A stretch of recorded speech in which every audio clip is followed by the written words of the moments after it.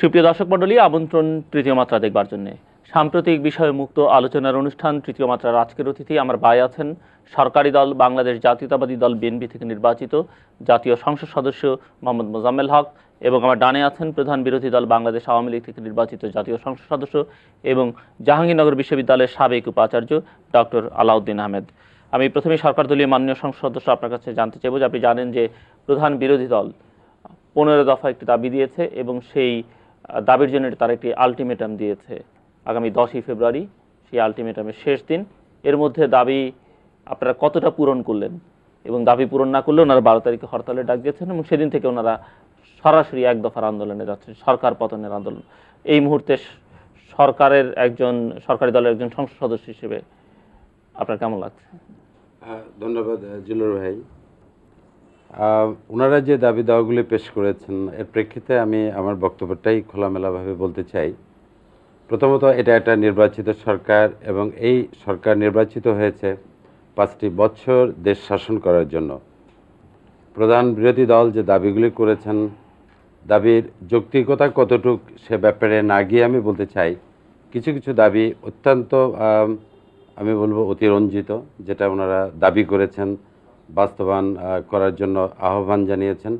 এক্ষেত্রে আমার বক্তব্য হলো যে বর্তমান এই সরকার 5 বছরের জন্য ক্ষমতায় এসছে এবং সরকার যে দাবিগুলো বিরোধী দলের পক্ষ থেকে উত্থাপিত হয়েছে, এই দাবির কিছু কিছু দাবি অতীতেও পার্লামেন্টে বিরোধী দল দাবি করেছিলেন, সরকারও চেষ্টা চালিয়েছিল তাদের জন্য সমঝোতা করার জন্য। কিন্তু এই সঙ্গে আরেকটা কথা আপনাকে আমি খোলামেলা বলতে চাই, সেটা হলো রাজপথে দাঁড়িয়ে 15 দফা দাবি তারা যেভাবে করেছেন, আমার শ্রদ্ধেয় আলাউদ্দিন সাহেব এখানে আছেন, আমি অত্যন্ত বিনীতভাবে বলতে চাই এই দাবিগুলো প্রধান বিরোধী দল আওয়ামী লীগের উচিত ছিল পার্লামেন্টে এসে তাদের বক্তব্যগুলি দেওয়ার, এবং তার প্রেক্ষিতে সরকারি দলের মনোভাবও তারা পার্লামেন্টে বসেই পেতে পারতেন, যেটা তারা করেননি।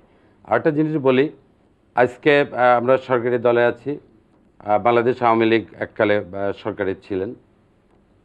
সামনে দুটো দলের মধ্যে মূলত কম্পিটিশন হবে সরকারে যাওয়ার জন্য। সহযোগিতামূলক প্রতিযোগিতা অথবা কনস্ট্রাকটিভ মেন্টালিটি নিয়ে একে অন্যকে অ্যাডজাস্ট করার মানসিকতা, এটাই দেশবাসী এই মুহূর্তে চায়। সংঘাত কোনো দলের জন্যই, দেশের জন্য, সমাজের জন্য উপযোগী নয় বলে আমি মনে করি। এবং এই দাবির প্রেক্ষিতে আরেকটা কথা আমি বলি খোলামেলা, একটা নির্বাচিত সরকার, যে সরকারের দল ক্ষমতায় থাকা কিংবা বিরোধী দলে থাকা অবস্থায় তৃণমূল পর্যায়ে যার গণভিত্তি রয়েছে, সেই সরকারকে ইচ্ছা করলেই একটা দফা দিয়ে আপনি ফেলে দিতে পারবেন না বা ফেলে দেওয়া সম্ভব না, এটা কিন্তু বিরোধী দলের জানা উচিত বলে আমি মনে করি। আপনার কি অবস্থা, আপনাদের যে আপনারা যে দাবিগুলো কি পূরণ হয়েছে আপনার মনে করছেন? ধন্যবাদ আপনাকে। তার আগে আমি আমার সম্মানিত সহকর্মী মাননীয় সংসদ সদস্যের বক্তব্যের প্রেক্ষিতে আমি ওনার বক্তব্যের একটা অংশকে আমি সরাসরি সমর্থন করছি, এই অর্থে যে হ্যাঁ, যখনই একটা নির্বাচিত সরকার আসে, অর্থাৎ গণতান্ত্রিকভাবে নির্বাচিত সরকার ক্ষমতায় আসলে স্বাভাবিকভাবেই 5 বছর তারা ক্ষমতায়, অর্থাৎ সাংবিধানিকভাবে 5 বছর তাদের ক্ষমতায় থাকার অধিকার আছে, এটা আমি তার সাথে সম্পূর্ণ একমত। সমস্যাটা হলো এখানেই যে 5 বছর ক্ষমতায় আপনারা থাকুন, আমাদের কোনো আপত্তি নেই, বা জনগণেরও সে আপত্তি থাকতো না, যদি না সুশাসনের মাধ্যমে আপনারা সত্যিকারভাবে সরকার চালাতে পারতেন। আজকের অবস্থাটা কি? কেন আওয়ামী লীগ, বাংলাদেশ আওয়ামী লীগের মতো একটি দল, যে দল 41% ভোট পেয়েছে, সরকার গঠন করতে পারে নাই, বা সিটের সংখ্যানুপাতে সিট হয়তো অত বেশি পায়নি, আপনারা 2/3 মেজরিটি পেয়েছেন। সকলের আশা ছিল যে এই 2/3 মেজরিটি পাওয়ার পর একটা দেশের প্রশাসন অত্যন্ত সুন্দরভাবে চলবে, অর্থাৎ গুড গভর্নেন্স বলতে যা বোঝায় তাই হবে। কিন্তু যদি আমরা শুধুমাত্র গত 2 বছরের অ্যানালিসিস করি, এমন একটা দিক নাই যে দিকে উন্নত হয়েছে বলা যায়। বিশেষ করে আপনারা নির্বাচনী ওয়াদা ছিল যে সন্ত্রাস নির্মূল করবেন, আওয়ামী লীগের সন্ত্রাস ছিল বা আওয়ামী লীগের আমলে সন্ত্রাসে ছেয়ে গিয়েছিল, এসব আপনারা বক্তব্য দিয়েছেন। ভালো কথা, আপনারা সংসদে সরকারে আসছেন। এখন দেশের অবস্থাটা কি? কোনো লোক কেউ কি আপনি বলতে পারবেন যে বুকে হাত দিয়ে সত্য কথাটা বলুক যে সন্ত্রাস কমেছে? সন্ত্রাস কমেনি। সন্ত্রাস আপনারা নির্মূল তো দূরের কথা, সন্ত্রাসের মানে চরম অবনতি যেটাকে বলে, সেই অবনতি হয়েছে। প্রতিদিনের কাগজপত্র দেখুন, এমন একটা দিন নাই যেখানে সারা দেশে 10 থেকে 15 জন 14 জন লোক খুন হয় না। প্রকাশ্য দিবালোকে খুন হচ্ছে। ঢাকার বুকের এই গত পরশুদিন ব্যাংক ডাকাতি হয়েছে এবং দিনে দুপুরে খুন হচ্ছে। এই কয়েকদিন আগে আমাদের একজন সাংবাদিক খুলনায় খুন হলো। সন্ত্রাসের কথা বাদ দিলাম, পরে আসুন দ্রব্যমূল্যের, মানুষ, সাধারণ মানুষ যেটাকে সবচেয়ে বেশি গুরুত্ব দেয়, দ্রব্যমূল্য আপনারা ক্ষমতা আসার পরে, কালকেই এডিবির প্রেসিডেন্ট যে তরু শিবুচি, তিনি নিজেই বলছেন নিজের অ্যানালিসিসে, যে সেখানে বলেছেন যে 5%-এর উপরে, অর্থাৎ অ্যারাউন্ড 6% ইনফ্লেশন, দ্রব্যমূল্য বেড়েছে। ইনভেস্টমেন্ট নাই, অর্থাৎ আপনারা অনেকগুলো কলকারখানা বন্ধ করে দিয়েছেন, দিয়ে মানুষকে বেকার করেছেন, অথচ সেই তুলনায় চাকরি হচ্ছে না। অর্থাৎ চাকরির ইনভেস্টমেন্ট, ফরেন ডাইরেক্ট ইনভেস্টমেন্ট 43% কমে গেছে এই আপনাদের 2 বছরে। অর্থাৎ এইভাবে যদি বলি, প্রত্যেকটা স্তরে এমনভাবে সরকার চালানো হচ্ছে যেন মন্ত্রী মিনিস্টাররা মনে হচ্ছে যে তারা খুব আরাম আয়েসে আছে। কয়েকজন মাননীয় মন্ত্রীর কথাবার্তা শুনলে মনে হয় তারা, আমি জানি না কিভাবে তারা ভোট পেয়েছে, সেটাই আমার সন্দেহ হয়। কারণ তাদের কথাবার্তা মনে হচ্ছে they are not at all concerned. একদম বলা হচ্ছে, মানে বিশেষ করে মাননীয় স্বরাষ্ট্রমন্ত্রী বা এরকম আরো 2-1 নাম বলা যায়, তারা দুর্নীতি হচ্ছে বলা হচ্ছে, সংসদীয় কমিটি তরফ থেকে দুর্নীতি হচ্ছে, তারপরে তারা এটাকে সার্কাস্টিক্যালি আরো হাসি ঠাট্টা তামাশার মতো নিচ্ছে। এই যে দেশের অবস্থা, এই ধরনের অবস্থা, একটা নাভিশ্বাস উঠা অবস্থায় কিন্তু এই আওয়ামী লীগের এই আলটিমেটাম। হ্যাঁ, আপনি এটা সত্যি বলছেন যে এটা পার্লামেন্টে আসেও বলা দিত। পার্লামেন্টে আসার মতো আমাদের অবস্থাটা কোথায় আপনারা রেখেছেন বলেন? পার্লামেন্টে যদি সত্যিকার অর্থে জাতীয় সমস্যা নিয়ে আমরা আলোচনা করতে পারতাম, নোটিশের পর নোটিশ, আমি পার্সোনালিও নোটিশ দিচ্ছি, নোটিশের পর নোটিশ দেওয়া হয়েছে, একটার উপরে একদিন মাত্র সন্ত্রাসের উপরে আলোচনা হয়েছিল। যে ধরনের অবস্থা ছিল যখনকার আমরা পার্লামেন্টে ছিলাম, তখন যদি এই আলোচনাগুলো করা হতো তাহলেও কিন্তু এই ধরনের এই পদে, অর্থাৎ পিঠ যে দেয়ালে ঠেকে যায়, এই ধরনের অবস্থায় আওয়ামী লীগ হতে যেত না। আমি জানি না এখনো সময় আছে, এই 10 দিন 15 দিনে বা 1 মাসে এই সমস্ত সমস্যার সমাধান করতে পারবেন, এটা ব্যক্তিগতভাবে আমি বিশ্বাস করি না, সেটা কথার কথা। কিন্তু দেশের অবস্থা যে ভালো নয়, এই কথাটি আসলে আমাদের সকলেরই উপলব্ধি করতে হবে। এবং আমরা গণতন্ত্রকেই যদি কার্যকর করতে চাই, তাহলে সংসদকে শক্তিশালী করতে হবে, গণপ্রতিনিধিদের ক্ষমতায়ন করতে হবে। সেই ক্ষমতায়নের মাধ্যমে মানুষের কাছে যেন আমরা পৌঁছতে পারি, আপনারাও আমরাও সেভাবেই যদি আগাই, তাহলে হয়তো বা এই ক্রাইসিস উত্তরণ হতে পারে। না হলে যেটা বললেন যে গণভিত্তি আছে আপনাদের অনেক, গ্রাসরুট লেভেলে party is a very big party, এটাও ভুলে যাবেন না। 96-এ কিন্তু এই বিগ পার্টি কিন্তু 96-এর 15ই ফেব্রুয়ারির পরে আপনারা জনতার মঞ্চই বলুন, এইসব মঞ্চ কথা না, কিন্তু সারা দেশব্যাপী একটা আন্দোলনের মুখে কিন্তু আপনারা দাবির মুখে পদত্যাগ করেছিলেন। অর্থাৎ এই কথাটা আমার বলার, মানে আমি জাস্ট বিনীতভাবে এটুকু আপনাকে আমার একজন সম্মানিত সহকর্মী হিসেবে বলতে চাই যে 2/3 মেজরিটি পেলে, 2/3 মেজরিটির বাংলাদেশের ইতিহাস কিন্তু অত্যন্ত বেদনাদায়ক ইতিহাস। 2/3 মেজরিটি পেয়েছিলেন বঙ্গবন্ধু সরকার 1973 সালে, 2/3 মেজরিটি পেয়েছিলেন 1979 সালে জেনারেল জিয়া রহমান সাহেবের সরকার, 2/3 মেজরিটি আবার আপনারা পেয়েছেন। 2/3 মেজরিটির পরিণতি ভালো হয় না। ঠিক আছে, অনেকগুলো প্রসঙ্গের উত্থাপন করেছেন, আমি সুবিধা হবে। জি, ধন্যবাদ জিল্লুর ভাই। আমি যে প্রসঙ্গে কথা বলতে চাই সেটা হলো, প্রথমেই আপনি সন্ত্রাসের ব্যাপারে কথা বলেছেন। সন্ত্রাস বর্তমানে জোট গভর্নমেন্ট নির্মূল করতে পারেনি, এটা সত্যি কথা, কিন্তু সন্ত্রাস দমনে এই গভর্নমেন্টের, বিশেষ করে মাননীয় প্রধানমন্ত্রীর আন্তরিকতার কোনো অভাব ছিল না, এখনও নেই, এবং সন্ত্রাস অনেকাংশে আন্ডার কন্ট্রোল এসছে, এটা আপনাকে স্বীকার করতেই হবে।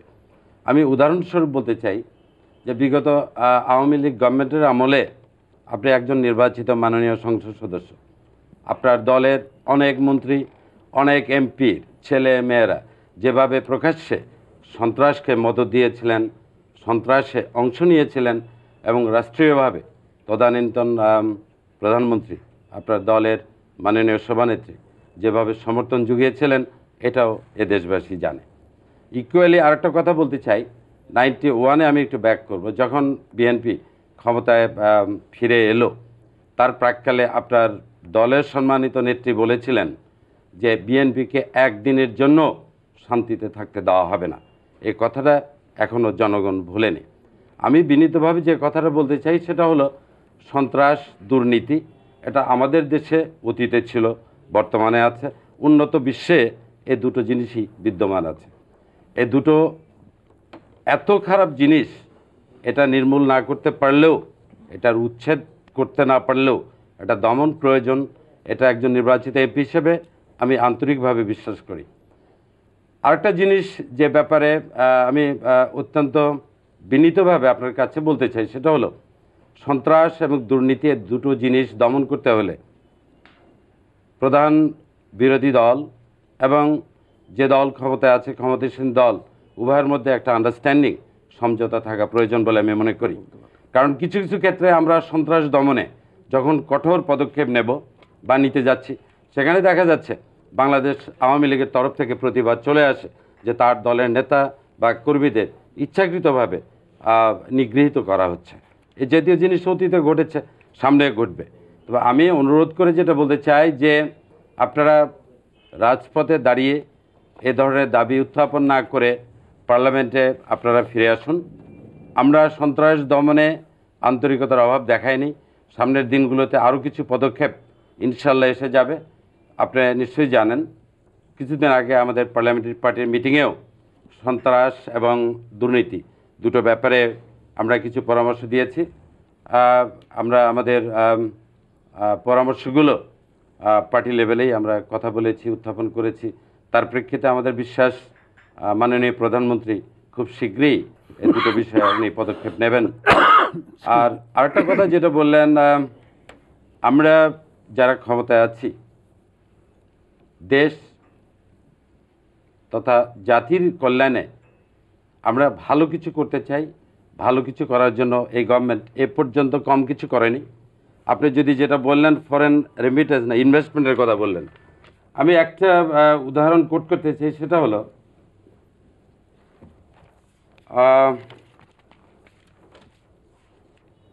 স্থানীয় বিদেশি বিনিয়োগ। আপনার আওয়ামী লীগ সরকারের গত 5 বছরে গড়ে বার্ষিক $1.2 বিলিয়ন স্থানীয় বিনিয়োগের বিপরীতে 2002-2003 অর্থ বছরে স্থানীয় বিনিয়োগ শতকরা 66% বৃদ্ধি পেয়ে $2 বিলিয়ন উন্নীত হয়েছে। অপরদিকে 2002-2003 অর্থ বছরে বিদেশি বিনিয়োগের ক্ষেত্রেও শতকরা 22% প্রবৃদ্ধি ঘটেছে।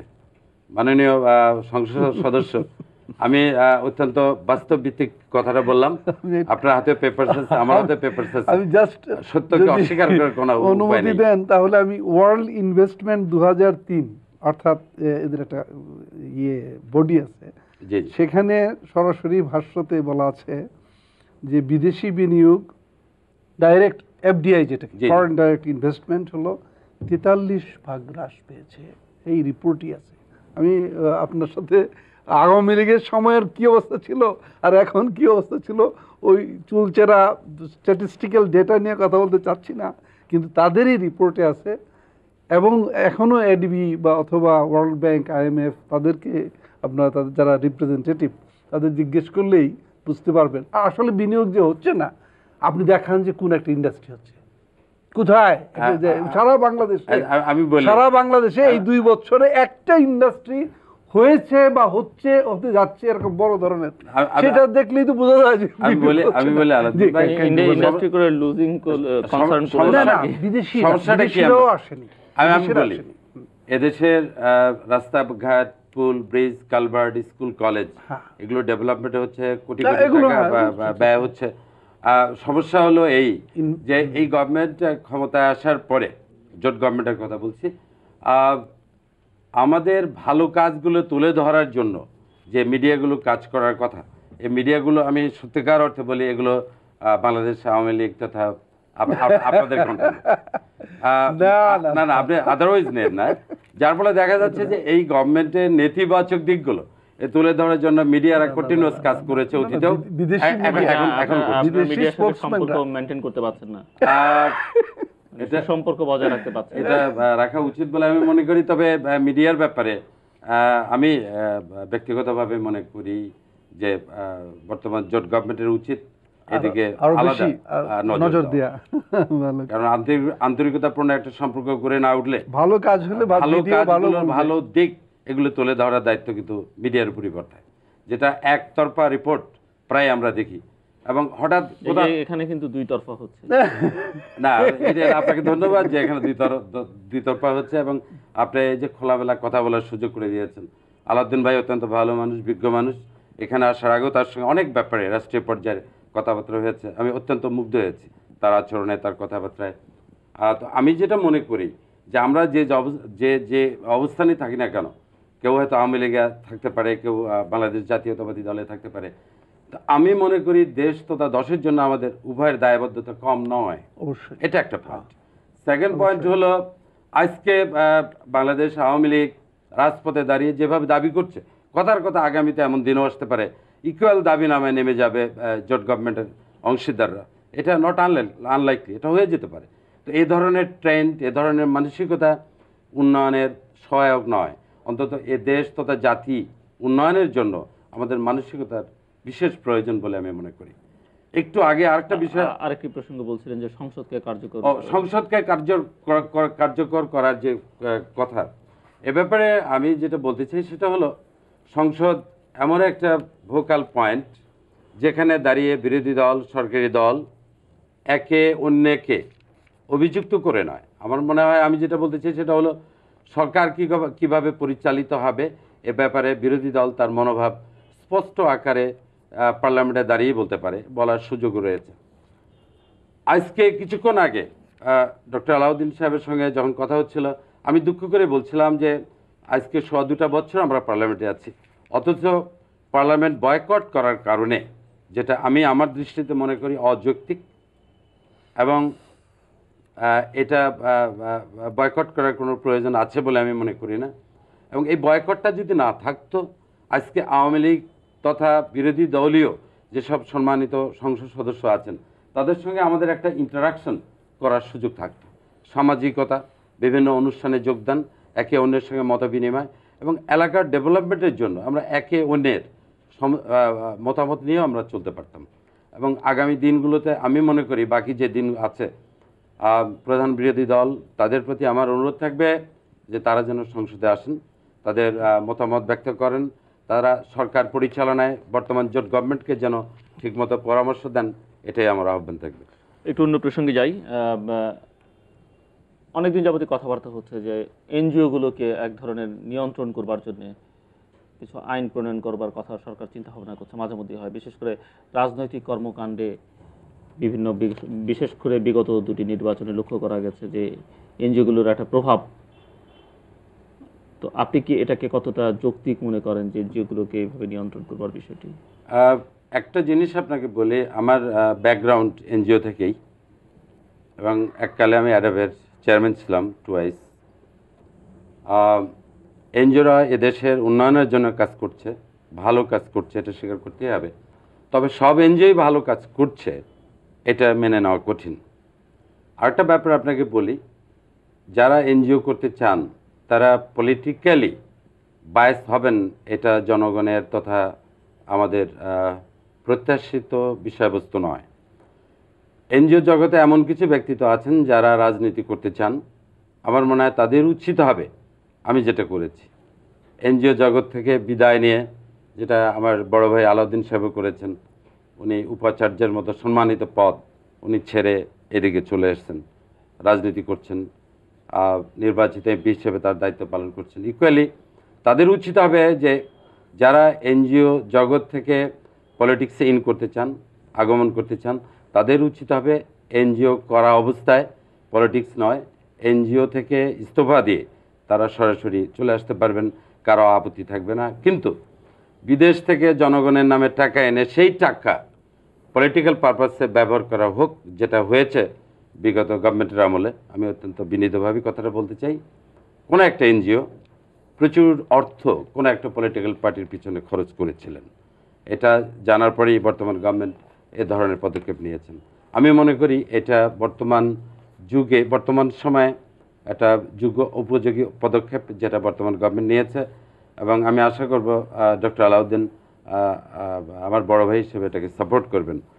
অ্যাটলিস্ট জনগণের কল্যাণে এনজিওগুলো কাজ করুক, এটাই আমরা চাই। শুনি উনি সমর্থন করেন কিনা আপনার কথা, যে আপনি কি মনে করেন? দেখুন, এনজিওদের সরকারি নিয়ন্ত্রণ আগেও ছিল। আসলে এনজিওদের 1978 সালের যে foreign donations voluntary service act, যেটা আর কি, সেটাতে কিন্তু নিয়ন্ত্রণ এক ধরনের আছে। যেমন রেজিস্ট্রেশন নিতে হবে, যে কোনো বিদেশি ডোনেশন পেতে হলে কতগুলো প্রসেস আছে, তার ট্রান্সপারেন্সি থাকা উচিত। এনজিও কীভাবে পরিচালিত হবে এবং কি কি কাজ করবে সবগুলোই মোরলেস ছিল। তো গতকালকে আমিও যেহেতু সংসদ সদস্য, সংসদে না গেলেও কাগজপত্র পাই, আমি দেখলাম এনজিওদের এই ব্যাপারটা আবার নতুন করে করতে যাচ্ছে আর কি, এই বিল আসবে নেক্সট। হ্যাঁ, তো আমার ভাই যে জিনিসটা বললেন, আমি ব্রড স্পিকিংয়ে, ব্রডলি বললে আমি অ্যাকসেপ্ট করি, সাপোর্ট করি এই অর্থে যে এনজিওরা সমাজ কল্যাণমূলক কাজ করবে দেশের উন্নয়নের জন্য, আর্থসামাজিক উন্নয়নে তাদের অবদান মানে অবশ্যই স্বীকার করতে হবে। বিশেষ করে বাংলাদেশের মতো একটা অনুন্নত বা উন্নয়নশীল দেশের যে প্রেক্ষিত, আর্থসামাজিক প্রেক্ষিত, সেখানে শুধু সরকার বা ইনস্টিটিউশনসগুলো করতে পারবে তা নয়। অর্থাৎ বেসরকারি প্রতিষ্ঠানসমূহ যদি আর্থসামাজিক উন্নয়নে কাজ করে তাহলে এটা অত্যন্ত ভালো এবং এই জন্য ওয়েলকাম করা হচ্ছে। তবে হ্যাঁ, এনজিওদের উনি যে কথাটা বললেন যে এনজিওরা যদি সরাসরি ধরেন বায়াসড হয়ে, সেটা শুধুমাত্র রাজনীতি নয়, এমনকি ধর্মীয় ব্যাপারেও যদি বায়াসড হয়ে কোনো ধর্ম প্রচারে বা কাউকে মত প্রকাশের বাধা দেওয়া অথবা কাউকে প্রলুব্ধ করা, এই জাতীয় ফরেন ডোনেশনস নিয়ে যদি কাজ করে, সেটা কোনোদিনই ঠিক হবে না। একটা জিনিস রয়ে গেছে এখানে, যে আমি জাস্ট অ্যাট এ গ্লিমস, মানে অ্যাট এ গ্ল্যান্স আমি দেখেছি বিলটা। এটা আমার মাননীয় সদস্য কিন্তু সমাজ কল্যাণ মন্ত্রণালয়েরই পার্লামেন্টারি স্ট্যান্ডিং কমিটির একজন মেম্বার, তার মানে উনি ওটা ডিটেল পরীক্ষা নিরীক্ষা করবেন। আমার একটা হলো যে কোনো আইন আনলে সেটা পরিবর্তন, পরিমার্জন, পরিবর্ধন যা কিছুই করা হোক, সেটা যেন কোনো রকম অসৎ উদ্দেশ্যে অপপ্রয়োগ সেটা না হয়। ওই আজকের যে বিলটা আসছে আপনি পরীক্ষা করে দেখবেন, সেখানে কতগুলো পাওয়ার্স দেওয়া হচ্ছে। যেমন ধরেন, সরকার ইচ্ছে করলেই এনজিও চিফ এক্সিকিউটিভকে বরখাস্ত করতে পারবে একটা কমপ্লেন আসলেই। এরকম টাইপের সুইপিং পাওয়ার্স কিন্তু যদি থাকে কোনো বিলে বা কোনো আইনে, তাহলে এটার অপপ্রয়োগই হবে। এই সরকার করবে, ওই সরকার করবে, আলটিমেটলি এনজিও অ্যাক্টিভিটিসগুলো মানে ক্ষতিগ্রস্ত হতে পারে। হ্যাঁ, আমি ওইটাও সাপোর্ট করি যে ইয়েস, কোনো রাজনীতি যদি কেউ করতে চান, ওয়াই নট। যদি একজন জেনারেল তার রাজনীতি করার খায়েশে উনি জেনারেল থেকে আর্মি থেকে অবসর নিয়ে এসে উনি যদি মন্ত্রী হতে পারেন ইলেক্টেড হয়ে, একজন সচিব যদি আসতে পারেন, একজন এনজিও কন্ট্রিবিউটার ডক্টর আমাদের ইউনূস সাহেবের মতো লোক যদি রাজনীতিতে আসেন, that will be most welcome, that very good. কিন্তু এনজিওতে থেকে রাজনীতি করার তো কোনো স্কোপ নেই এবং থাকা উচিত না, এটা আমি সাপোর্ট করি। কিন্তু আমার কেন জানি ধারণা হয় যে এটা বিশেষ একটা উদ্দেশ্যে এই বিল এনে কোনো এনজিওকে মানে ক্ষতিগ্রস্ত করা অথবা মানে ক্ষমতার অপপ্রয়োগ করার কোনো উদ্দেশ্য যদি থাকে, অনুগ্রহ করে সেটা আপনারা দেখে এই ধরনের সুইপিং কোনো পাওয়ার্স, অ্যাবসলিউট পাওয়ার বলা হয় যে অ্যাবসলিউট পাওয়ার মেক্স কারাপ্টস অ্যাবসলিউটলি, এইরকম অ্যাবসলিউট কোনো পাওয়ার কোনো মন্ত্রণালয়ের হাতে দেওয়া উচিত নয়। যেটা আমাদের জন্য আরেকটা ওয়ার্নিং হবে যে বিদেশি ডোনেশনস আমরা এইড ছাড়া একমাত্র এই ডোনেশনসের মাধ্যমে কিন্তু বিরাট একটা অঙ্ক পেয়ে থাকে। Exactly.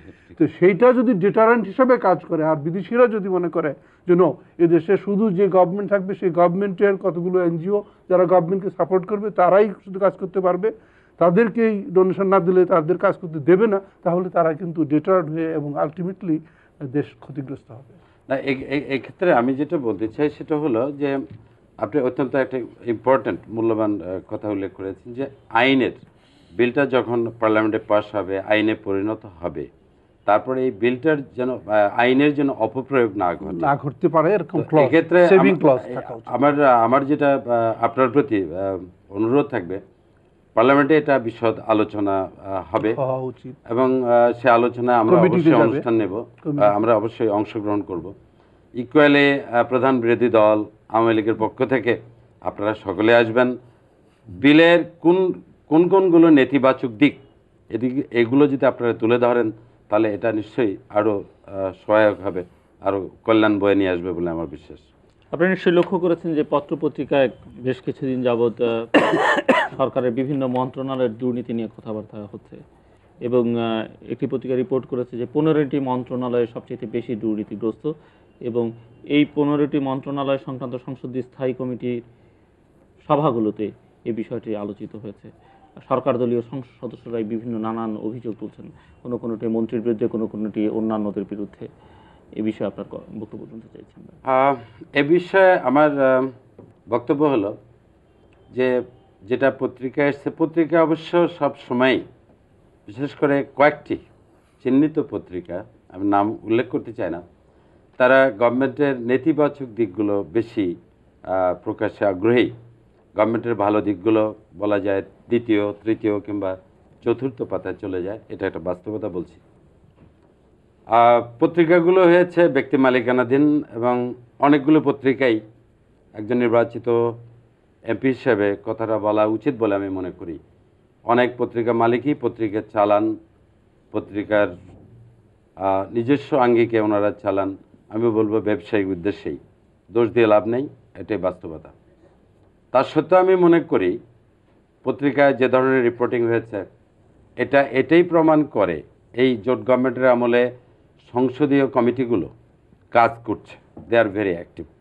এটা একটা বাস্তবতা, এটা আপনাকে মানতেই হবে। বিরোধী দলবিহীন সংসদীয় কমিটি আমরা বলিনি আলাউদ্দিন ভাই, আমরা বলিনি যে আপনারা আসবেন না, আমরা আপনাদের নাম দিচ্ছেন না, আমরা আপনাদের দাওয়াত দিয়েছি, আমন্ত্রণ জানিয়েছি, আপনাদের জন্য জায়গা চেয়ার খালি রেখেছি কমিটি মিটিং গুলোতে, আপনারা নাম দিচ্ছেন না, তো যদি মনে করেন যে আমরা বাড়ি বাড়ি যে দাওয়াত দিয়ে নিয়ে আসবো, সেটাও ইনশাল্লাহ আমরা এটা কঠিন ব্যাপার নয় বলে আমি মনে করি। তো আমি যেটা বলছিলাম, জি আমি যেটা বলছিলাম যে এটা একটা পজিটিভ দিক যে গভর্নমেন্টের ভুল দিকগুলো এগুলো দেখার এবং এগুলো নজরে আনার জন্য যে সংসদীয় কমিটিগুলো কাজ করে যাচ্ছে, এটা অত্যন্ত পজিটিভ দিক। আরেকটা জিনিস আমি বলি, আমি একটা সংসদীয় কমিটিতে আছি, সমাজ কল্যাণ সম্পর্কিত কমিটিতে। এখানেও অনেকগুলো অভিযোগ এসছে যেটা আমি নিজেই উত্থাপন করেছিলাম। I belong to the ruling party, এটা একটা সত্যি কথা। কিন্তু যতগুলো অভিযোগ আমি নিয়ে এসেছি ম্যাক্সিমামই দেখা যাচ্ছে, ডক্টর আলাউদ্দিন হয়তো আহত হবেন, এই অভিযোগগুলো করা হয়েছে বিগত গভর্নমেন্টের আমলে ঘটনাগুলোর প্রেক্ষাপটে। টানবাজার নারায়ণগঞ্জে পতিতা উচ্ছেদ প্রকল্পে 27 কোটি তদানীন্তন মাননীয় প্রধানমন্ত্রী দিয়েছিলেন, পুরো টাকাটাই লোপাট, গায়েব করে দেওয়া হয়েছে। এ ব্যাপারে তদন্ত চলছে। আরেকটা বিষয় হলো, গত গভর্নমেন্টের আমলেই সাইকেল ক্রয় 10 লক্ষ টাকার মতো টাকা দেওয়া হয়েছিল। সেখানে দেখা গেল যে বিদেশি চাইনিজ ফোনিক্স সাইকেল সাপ্লাইয়ের পরিবর্তে দেশে তৈরি ফোনিক্স নামটা একটু ইটার মধ্যে ঢোকানো হয়েছে, সাপ্লাই দেওয়া হয়েছিল, যেটা 3 মাসও চলেনি। তো দুটো বিষয় তদন্ত চলছে এবং এই তদন্ত কমিটির আহ্বায়ক আমি নিজেই আছি, সঙ্গে আরও মাননীয় এমপিরা আছেন। তবে কারোর প্রতি বিরাগ বা অনুরাগের বশবর্তী হয়ে আমরা এমন কিছু করব না যেটা নিয়ে প্রশ্ন দেখা দিতে পারে, এ ব্যাপারে নিশ্চয়তা দিতে পারি। কিন্তু খোলামেলা একটা কথা বলতে চাই যে এই গভর্নমেন্টের, জোট গভর্নমেন্টের কর্মকাণ্ডের স্বচ্ছতা আনার লক্ষ্যে সংসদীয় কমিটিগুলো অ্যাক্টিভলি কাজ করছে, এটা সত্যি কথা। এবং একইভাবে আমি অনুরোধ করব, আহ্বান জানাবো মাননীয় বিরোধী দলীয় সংসদ সদস্যের কাছে, ওনারা যেন সংসদীয় কমিটিগুলোতে অন্তত আসেন, তারা মতামত দেন, অংশগ্রহণ করেন, এতে জাতি তথা দেশ উপকৃত হবে। আপনি কি সাড়া দেবেন ওনাদের এই আহ্বানে, বিশেষ করে যেখানে দুর্নীতির প্রসঙ্গটা উনি বলছেন যে ওনারাই তুলছেন সেখানে? ধন্যবাদ আমাদের সম্মানিত উপস্থাপক সাহেবকে, আমি ধন্যবাদ দিচ্ছি, আর মাননীয় সংসদ সদস্যকে তো অবশ্যই আন্তরিক ধন্যবাদ জানাচ্ছি। আপনার কি ধারণা যে এখন এই সিচুয়েশন আছে যে আমাদের সংসদে যাওয়ার? সংসদে যদি তারা আমাদের চাইতেন তাহলে অসংসদীয় ভাষায়, অসৌজন্যমূলক ভাষায়, অসাংবিধানিক ভাষায় যেভাবে আমাদের মাননীয় নেত্রীকে, সংসদীয় বিরোধী দলীয় নেতারকে উদ্দেশ্য করে একজন মাননীয় প্রতিমন্ত্রী এবং আরও কয়েকজন মাননীয় সংসদ সদস্য যে ভাষা ব্যবহার করে এই সংসদের অচল অবস্থা সৃষ্টির কারণ হয়েছেন, সেই কারণগুলো তো দূর করা হয়নি। ছিল আমাদের 3 দফা, অর্থাৎ সংসদে যাওয়ার জন্য।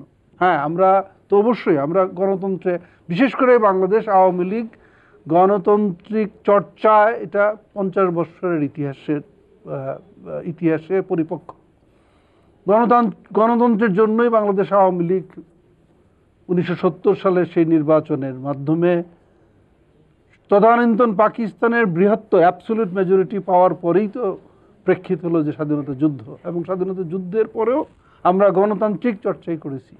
এখনও আমরা গণতন্ত্রে বিশ্বাস করি। আমরা অগণতান্ত্রিক অশুভ শক্তির কাছে কোনো সময় মাথা নত করি না বা কোনো সময় পদানত হইনি। ফলে গণতন্ত্রকে আমরা ভালোবাসি, আমরা চাই গণতন্ত্র, কিন্তু গণতান্ত্রিক পরিবেশ যদি না থাকে সেখানে, বিশেষ করে আমি আরেক দিন আলোচনায় বলেছিলাম যে বল ইজ ইন ইয়োর কোর্ট। আপনারা বলুন যে এই ধরনের ভাষা প্রয়োগ করে, এইভাবে অপমানিত করে এবং আমাদেরকে কথা বলতে দেওয়ার মানে কি যে না আমরা গিয়ে বসে শুধু একদম কথা বলি নাই তা নয়, গুরুত্বপূর্ণ জাতীয় গুরুত্বপূর্ণ সমস্যাদি নিয়ে আলোচনা করার স্কোপ যদি স্পিকার সাহেব না দেন বা সরকারি দল থেকে ইঙ্গিত না পান, তাহলে এই সংসদে গিয়ে তো কোনো লাভ নেই। এবং এই অবস্থাটা, অচল অবস্থাটা সৃষ্টি হয়েছে তাই। এবং এটা ইজিলি আপনারা সমাধান করতে পারতেন যদি বলা হয়ে থাকে যে এই কথাগুলো এক্সপান্স করেছে। কিন্তু এখনো আপনারা সংসদের অংশগুলো দেখেন, আমরা তো টেলিভিশনে দেখতে পারি না, কিন্তু ইয়েতে শুনি, এখনো কিন্তু সমালোচনার পর সমালোচনা। আপনারা একা আছেন, আমরা নাই। তারপরও কিন্তু মহামান্য রাষ্ট্রপতির ভাষণের ভিতর দিয়েও আপনারা সমালোচনা করতেছেন আমাদের, আমাদেরকে ছাড়বেন না। এই যে অবস্থা, আমাদেরকে যদি আহ্বানই করবেন, আমাদেরকে নেবেনই, আমাদেরকে স্ট্যান্ডিং কমিটিতে নিতে চাচ্ছেন, কেন এই অচল অবস্থা সৃষ্টি হলো একটু আলোচনা করুন। দেশবাসী তো আসলে দেখবে।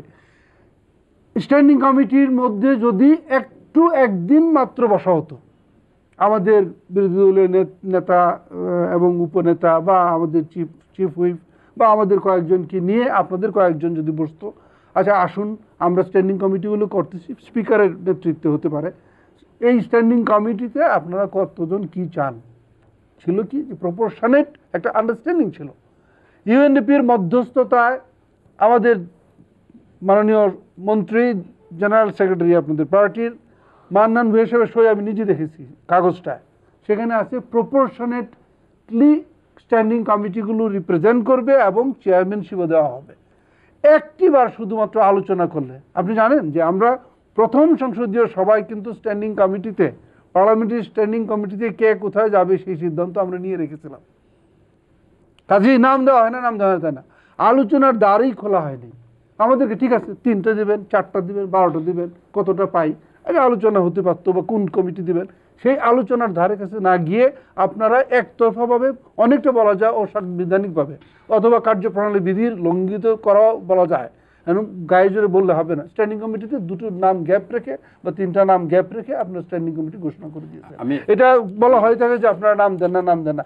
আসলে নাম না দেওয়ার পিছনে কারণটা ছিল যে আমাদের যে ন্যায্য হিস্সা সংসদে, সেই হিস্সাটুকু নিয়ে আলোচনা করলেই হয়। আপনার একটি কথা আমি অত্যন্ত আনন্দিত এবং আপনাকে আবার ধন্যবাদ জানাচ্ছি এই অর্থে যে এই যে পারস্পরিক আস্থাবোধ, জি, জি। এই জিনিসটা যতদিন পর্যন্ত বিরোধী দল এবং সরকারি দলের মধ্যে সৃষ্টি না হবে ততদিন পর্যন্ত সংসদ বলেন বা বাইরে বলেন কোথাও স্থিরতা আসবে না, অস্থিরতায় দেশটা ভুগবে এবং দেশ এবং জাতির স্বার্থে এই অস্থিরতাটুকু আমাদের অন্ততপক্ষে আমাদের আমরা যারা সংসদ সদস্য আছি আমরা সেই অস্থিরতা চাই না।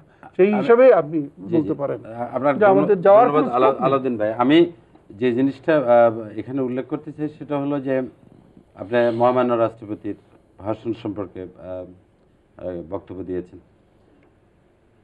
মহান সংসদে মহামান্য রাষ্ট্রপতি যে বক্তব্য দিয়েছেন আপনি এটা পুরোপুরি যদি অ্যানালাইসিস করে দেখেন এখানে আপনি দেখতে পাবেন যে বাংলাদেশ আওয়ামী লীগ কিংবা বাংলাদেশ আওয়ামী লীগ কর্তৃক আহত হরতাল যার অনেক নেতিবাচক দিক আছে এ সম্পর্কে মহামান্য রাষ্ট্রপতি একটা কথা উল্লেখ করেন নাই। উল্টো না, আমি- ইন রিটার্ন উনি আহ্বান জানিয়েছেন বা- Sorry for- সংক্ষেপ করতে হবে, আমি আমাদের আমি সময় আমি শেষ। ওই জি। মহামান্য রাষ্ট্রপতির ভাষণ সম্পর্কে বলছি না, জি, জি। উনি ভাষণের বলছেন উপরে ভাষণের উপর আলোচনা আলোচনা করতে যেগুলো গিয়ে ওনাদের হচ্ছে বিরুদ্ধে। সেগুলো আমাদের- সেইখানে যা বলা হচ্ছে সেটা বলছি আমি। জিল্লুর ভাই আজকে আমাদের খুব বেশি সময় দিতে চাচ্ছেন না মনে হয়। জি, আমার সময় শেষ। সময় দর্শক শেষ মণ্ডলী, হয়ে আপনারা যারা গেছে। তৃতীয় মাত্রা দেখছেন, তৃতীয় আরো মাত্রা অনেক সম্পর্কিত আলোচনা করার ছিল। যে কোনো মতামত জানিয়ে আমাদের লিখতে পারেন। আমাদের লিখবার ঠিকানা পরিচালক, তৃতীয় মাত্রা channel I, GPO box 2433, Dhaka 1000। আমাদের ইমেল করতে পারেন এই অ্যাড্রেসে tmatra@ccn-media.com। আপনাদের মতামত নিয়ে আমাদের অনুষ্ঠান তৃতীয় মাত্রায় আপনি এখন প্রচারিত হচ্ছে প্রতি শুক্রবার বাংলাদেশ সময় বিকেল 3:30 এবং রাত 2টায়। আশা করি সেই অনুষ্ঠানটি আপনারা নিয়মিত দেখবেন। মাননীয় সংসদ সদস্যবৃন্দ, আলোচনা অনুষ্ঠানের জন্য আপনাদের দুজনকে অসংখ্য ধন্যবাদ। দর্শক মণ্ডলী, আমরা ঈদের যে বিশেষ অনুষ্ঠান মালা ছিল তৃতীয় মাত্রা উপলক্ষে, সেটি থেকে আজ আবার নতুন করে তৃতীয় মাত্রা মূল আলোচনায় প্রবেশ করলাম এবং নেতাই বলেছেন, দুজন সংসদ সদস্যই বলেছেন যে পারস্পরিক সৌহার্দ্য সম্প্রীতির কথা আমরা যে ঈদ পালন করলাম তারও মূল কথা হচ্ছে, বিশেষ করে পবিত্র ঈদুল আজহার মূল মর্মবাণী হচ্ছে পারস্পরিক সৌহার্দ্য সম্প্রীতি এবং ত্যাগ। দলীয় স্বার্থের ঊর্ধ্বে উঠে এই স্বার্থগুলোকে কিছুটা বিসর্জন দিয়ে যদি আমরা সবাই মিলেমিশে একসঙ্গে থাকতে পারি, একসঙ্গে কাজ করতে পারি, তাহলে আমাদের দেশটা সামনের দিকে এগিয়ে যাবে। আমরা আশা করব আমাদের নেতৃবৃন্দ সে বিষয়ে উদ্যোগ গ্রহণ করবেন। এই আশা ব্যক্ত করে আমাদের সঙ্গে থাকবার জন্য আপনাদের ধন্যবাদ জানিয়ে অনুষ্ঠান এখানে শেষ করছি। আপনাদের সকলের জন্য শুভকামনা।